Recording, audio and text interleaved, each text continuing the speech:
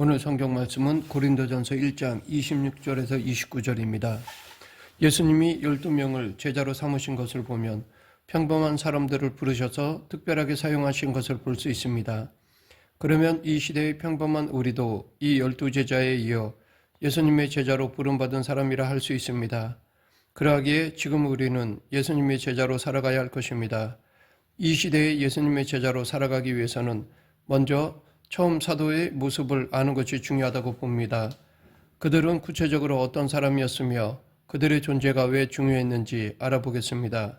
12이라는 숫자는 아무렇게나 나온 것이 아니라 나름대로 의미가 담겨 있습니다. 12명의 제자 중에 한 사람인 가룟 유다가 예수님을 배반한 후 죽어서 제자의 명단에서 빠졌을 때 그들은 11명 그대로 일하지 않고 한 사람을 다시 보충했습니다. 성도들이 함께 기도하고 제비를 뽑아 선택했는데 그때 뽑힌 제자가 마띠아입니다. 이렇게 인원을 보충해서 다시 12명으로 만든 것을 볼 때 12이라는 숫자에 특별한 의미가 있다는 것을 알 수 있습니다. 이 12이라는 숫자는 신약에 와서 예수님에 의해 처음 사용된 것은 아닙니다. 구약시대의 이스라엘 백성들도 12지파였습니다. 그래서 이것은 일종의 대표성을 갖는 숫자라 할 수 있습니다. 따라서 12명의 사도는 반드시 그들 12명만을 의미하는 것이 아니라 모든 시대의 그리스도의 제자들을 대표한다고 할 수 있습니다. 그런데 예수님의 제자들은 다 남자였고 12명 중에 여자는 없었습니다. 그러나 당시 문화적 상황에서 12명 중에 없었던 것이지 복음서들을 보면 12제자와 함께 많은 여성 제자들이 있었고 예수님을 끝까지 따랐습니다. 막달라 마리아, 요한나, 수산나를 비롯하여 많은 여인들이 예수님을 따랐는데 그들은 자신들의 소유를 가지고 제자들과 함께 사역했습니다. 예수님은 결코 특별한 사람들을 제자로 부르고 뽑으신 것이 아닙니다. 12사도를 살펴보면 그들은 지극히 평범한 사람들이었습니다. 그들 중에 종교 지도자나 율법학자나 정치인이나 뛰어난 지식을 가진 사람이 없었습니다. 그들은 모두 평범했으며 오히려 인간적인 약점들이 많은 사람들이었습니다. 그러니까 예수님은 그들의 모든 약점들을 잘 아시면서도 그런 그들을 제자로 부르신 것입니다. 이것은 우리에게 큰 위로가 되기도 합니다. 만약 주님께서 아주 특별한 사람들이나 똑똑한 사람들만을 불러 쓰셨다면 우리는 도저히 예수님의 제자가 될 수 없었을 것입니다. 하지만 예수님은 지극히 평범한 사람들, 우리와 비슷한 사람들을 부르셨습니다. 더욱 놀라운 것은 예수님은 그들이 십자가 앞에서 도망칠 것을 아시면서도 그들을 선택하셨다는 것입니다. 특히 예수님은 가룟 유다가 당신을 팔아넘길 것을 아시고도 그를 제자로 선택하셨습니다. 분명한 사실은 이 12명의 제자들 모두 우리와 똑같은 본능을 가졌고 우리와 똑같은 실수를 하는 사람들이었다는 것입니다. 그럼에도 불구하고 예수님은 그들을 제자로 부르셨습니다. 또한 제자들은 믿음에 있어서 급속도로 성장한 사람들이 아니라 오랜 과정을 거치며 아주 느리게 성장한 사람들이었습니다. 이르시되 미련하고 선지자들이 말한 모든 것을 마음에 더디 믿는 자들이여. 이 말씀은 부활하신 날 엠마오로 가던 두 사람이 예수님을 만났지만 그분인 줄 모르고 또한 그들이 부활을 믿지 못하자 그들에게 하신 말씀입니다. 그들은 믿기는 믿는데 더디 믿는 자들이었습니다.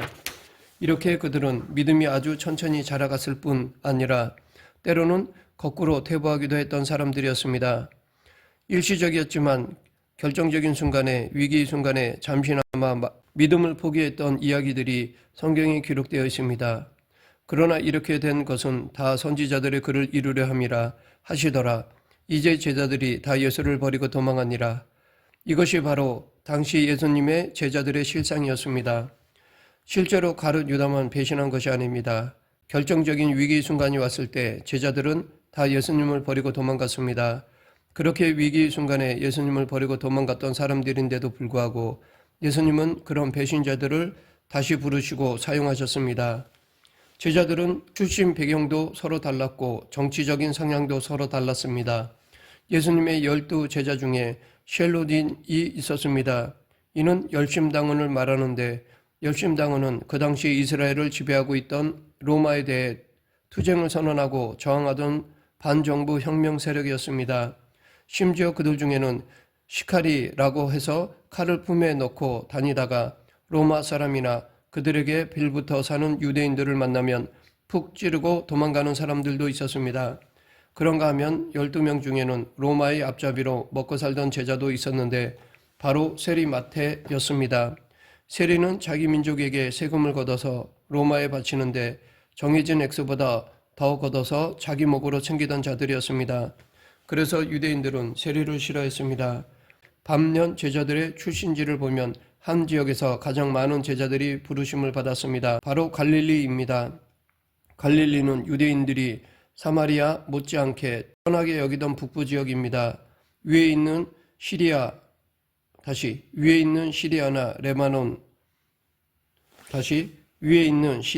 레바논이나 아시리아 쪽에 위에 있는 시리아나 레바논이나 아시리아 쪽에서 공격해 들어오면 언제나 북쪽부터 먼저 침략을 당했는데 그러다 보니 이방인들에게 짓밟히고 국제결혼도 많았고 이방인들과 섞인 문화로 인해 차별적인 대우를 받았으며 경제적으로도 가난했던 곳이었습니다. 그러나 예수님은 주로 갈릴리에서 사역하셨고 거기서 많은 제자들을 부르셨습니다.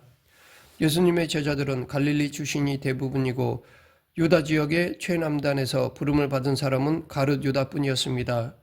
지금까지 살펴본 것처럼 예수님의 12제자는 평범했고 믿음의 성장이 느렸고 오히려 믿음이 퇴보했고 서로 다른 출신과 별 볼 일 없는 배경을 가진 사람들이었습니다. 그럼에도 불구하고 그들은 예수님에 의해서 부르심을 받고 훈련된 사람들이었습니다. 예수님의 3년 반 정도의 공생애 중에 대부분의 제자들이 예수님과 함께했던 시간은 약 1년 반 정도였습니다. 물론 2년 반에서 3년 가까이도 함께했던 사람들도 있습니다. 그렇다고 그 짧은 기간 동안 그들이 훈련을 통해 단숨에 만들어진 것은 아닙니다. 훈련의 과정 속에서도 여러 가지 시련을 거쳤습니다. 그러한 과정을 통해서 마침내 다듬어지고 준비된 것입니다. 그러나 훈련을 마쳤을 때도 사실 그들은 별것 아니었습니다. 그렇게 예수님과 함께 지내며 훈련을 받았음에도 불구하고 예수님이 불리하게 되니까 다 도망가 버렸습니다. 수제자라고 자타가 공인하는 베드로는 결정적인 순간에 예수님을 3번씩이나 부인을 했을 뿐만 아니라 부활하신 예수님을 만난 다음에도 옛생활로 돌아가겠다며 낙심하였습니다. 이렇게 부활하신 예수님을 만나고도 옛생활로 돌아간 베드로와 다른 제자들을 보면서 예수님의 제자 훈련이 과연 성공했다고 할 수 있을까라는 의구심이 들기도 합니다. 오늘 보면 26절에서 28절이 그들에게 딱 어울리는 말씀이라 할 수 있습니다. 형제들아 너희를 부르심을 보라. 육체를 따라 지혜로운 자가 많지 아니하며 능한 자가 많지 아니하며 문벌 좋은 자가 많지 아니하도다. 그러나 하나님께서 세상에 미련한 것들을 택하사 지혜 있는 자들을 부끄럽게 하려 하시고 세상에 약한 것들을 택하사 강한 것들을 부끄럽게 하려 하시며 하나님께서 세상에 천한 것들과 멸시받는 것들과 없는 것들을 택하사 있는 것들을 폐하려 하시나니 그런데 놀랍게도 인생의 패배자였던 제자들이 부활의 능력을 힘입고 성령을 받았을 때 변화되어 세상을 변화시킬 수 있었습니다. 이것이 놀라운 선택의 비밀입니다. 예수님은 왜 잘난 사람들이 아니라 이런 평범한 사람들을 제자로 선택하셨을까요? 사도 바울은 그 이유를 29절에서 이는 아무 육체도 하나님 앞에서 자랑하지 못하게 하려 하심이라 라고 하였습니다. 그렇습니다. 이 말씀처럼 아무도 하나님 앞에서 자랑하지 못하게 하시고자 한 것입니다. 그들이 제자로 부름을 받은 것은 은혜의 선택이고 은혜의 부르심이며 그들이 받았던 훈련 역시 그들 자신의 노력의 대가가 아니라 전적인 하나님의 은혜였음을 고백하게 하시기 위함입니다. 아무도 하나님 앞에 자랑할 수 없고 다만 주님께서 일하셨다고 고백하도록 하시기 위해서 이런 부족한 사람들을 제자로 부르시고 선택하신 것입니다. 제자는 헬라어로 마테데스라고 합니다. 그 뜻은 바로 배우는 사람입니다. 그러나 이 12명의 제자들에게 붙은 또 하나의 칭호가 있습니다. 바로 사도입니다. 사도라는 말은 헬라어로 아포스톨로스 곧 보냄을 받은 사람입니다. 이들은 예수님께 부름을 받아 예수님에게서 배우고 예수님에 의해서 보냄을 받았습니다. 이렇게 연약하고 부족하고 평범한 사람들이었지만 그들은 세상에 나가 세상을 변화시켰습니다. 사도행전에 보면 처음 제자들에게 세상에 믿지 않는 사람들이 붙여주었던 별명이 있습니다. 사도행전 17장 6절 발견하지 못함에 야손과 및 형제들을 끌고 읍장들 앞에 가서 소리질러 이르되 천하를 어지럽게 하던 이 사람들이 여기도 이름에 사도 바울이 데살로니가에 와서 복음을 전했을 때 그들이 다른 지역을 다니며 했던 일을 가리키면서 그곳 유대인들이 붙여준 별명이 바로 천하를 어지럽게 하는 사람들입니다. 이것은 나쁜 의미로 말한 것이지만 사실 좋은 의미도 됩니다. 즉 세상을 뒤집어 놓는 사람들이라는 뜻입니다. 왜냐하면 그들이 복음을 들고 간 곳들은 엄청난 충격을 받았고 그래서 뒤집어졌기 때문입니다. 그런데 예수님께서 12제자를 부르실 때 그들은 4개의 단계를 거쳤습니다. 첫 번째는 구원받고 하나님의 자녀가 되라는 부르심, 곧 죄를 떠나 예수님을 영접하고 하나님의 사람이 되라는 회심으로의 부르심입니다. 요한복음 1장을 보면 첫 번 제자들이 바로 그런 회심을 경험한 것을 볼 수 있습니다. 제자들이 예수님을 따라가기 위해 들었던 메시지는 이튿날 요한이 예수께서 자기에게 나오심을 보고 이르되 보라 세상 죄를 지고 가는 하나님의 어린 양이로다 였습니다. 바로 이것이 복음이며 우리는 이 복음의 소식을 들어야 하나님의 자녀가 될 수 있습니다. 복음을 깨닫지 못하면 예수님을 영접하지 못하면 무엇보다 죄사함의 확신이 없이는 아무도 자신을 예수님의 제자라 말할 수 없을 것입니다. 두 번째는 사역으로의 부르심입니다. 누가복음 5장을 보면 예수님이 그들을 사역으로 부르시는 장면을 볼 수 있습니다. 바로 베드로를 부르시는 내용인데 사실 베드로는 이미 예수님을 만난 상태였습니다. 4장을 보면 예수님이 열병에 든 그의 장모를 고쳐주시는 장면이 나옵니다. 또 요한복음 1장에 보면 안드레가 자기 형제 시몬을 데리고 예수님 앞으로 나아갔습니다. 그때 예수님은 그에게 게바라는 별명까지 주셨습니다. 그러나 그와 다른 제자들은 여전히 그물을 던져 고기를 잡고 있었습니다. 베드로와 안드레는 누가복음 5장에서 다시 예수님을 만났습니다. 밤새 고기를 잡지 못하다가 예수님의 말씀을 듣고 엄청나게 많은 물고기를 잡은 후 자기를 죄인이라고 고백한 베드로에게 예수님은 두려워하지 말아라. 이제부터 너는 사람을 낚을 것이다 라고 하셨습니다. 베드로는 그물을 버려두고 사람을 낚는 어부가 되는 일에 전적으로 헌신하기 위해 예수님을 따랐습니다. 이것이 바로 전적 사역으로의 부르심입니다. 세 번째는 사도로의 부르심입니다. 우리는 마태복음 10장이나 누가복음 6장에서 12제자의 명단을 볼 수 있습니다. 물론 예수님을 따라오는 사람이 12명만 있었던 것은 아닙니다. 그들 외에도 수많은 사람들이 예수님을 따랐습니다. 전도를 위해 따로 세워졌던 70명의 사람들만 봐도 알 수 있습니다.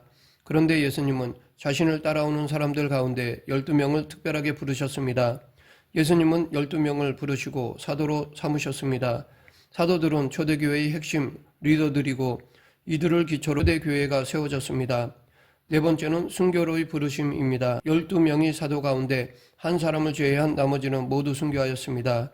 물론 여기에는 가룟 유다를 빼고 그의 자리에 들어온 마띠아도 포함된 것입니다.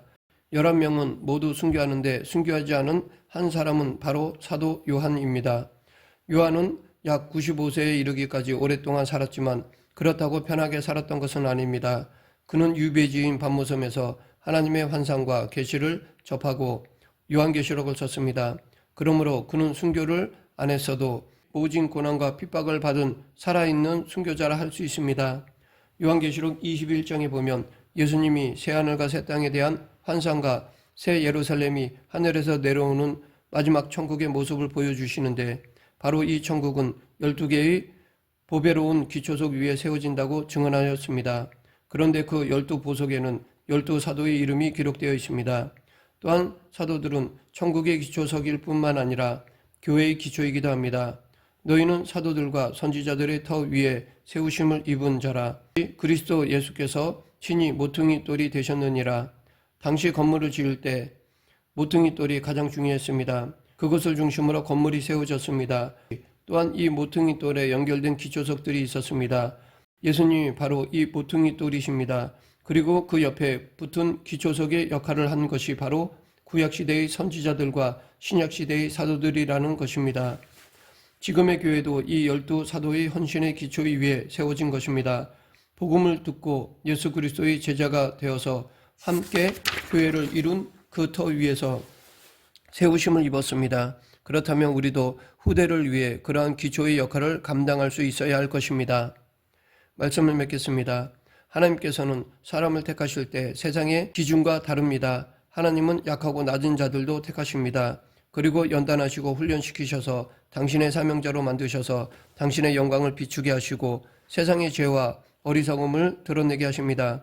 그러하기에 우리는 자기의 형편이나 상황, 여건으로 낙심하거나 좌절하지 말아야 합니다. 오히려 그럴수록 더욱 믿음과 소망을 가지고 전심으로 하나님을 의지해야 할 것입니다. 그러면 하나님께서는 우리를 갈고 닦으심으로 세상의 그 무엇보다도 빛나는 보석으로 만드셔서 당신의 영광을 위한 도구로 사용해 주실 것입니다. 전적으로 하나님만 의지하며 사명을 감당하는 저와 여러분이 되길 간절히 축원합니다. 기도하겠습니다. 사랑과 은혜가 풍성하신 하나님 아버지, 이 시대에 예수님의 제자로 불러주심을 감사합니다. 예수님의 제자로서 주신 사명에 충성하는 그리스도인이 되게 하여 주시옵소서. 예수님 이름으로 기도드립니다. 아멘.